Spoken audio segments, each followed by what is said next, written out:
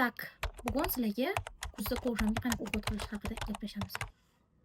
Birinchisi mana shunaqa Abertonga krem. Hozir zalga chiqayotganim uchun ko'zim tekis ozishi uchun mana shu kremdan foydalanaman. Buni teriga surasizlar и strich bilan o'rab yarim soatda yurasizlar. Keyin mana shunaqa teri uchun skrab. Buni hidi просто bomba. Sizlar mana teksturasini ko'rishingiz mumkin. Вообще super terilar plus yog'lanadi. Mana shundan keyin ulojenga bo'ladi. Ishonaveringlar, bemalol ishonib olsanglar bo'ladi.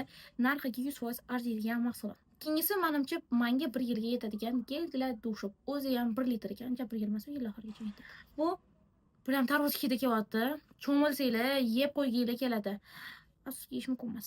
Cho'milib chiqqandan keyin обязательно mana shunaqa молочкоdan foydalanish kerak. Chunki kuzda terimiz quriydi, terimiz yoriladi, vitaminlar yetishmaydi, suv ko'proq ichishimiz kerak, plus uhud ham qilishimiz kerak. O'shaning uchun mana shu semelini молочкосini sizlarga tavsiya qilaman.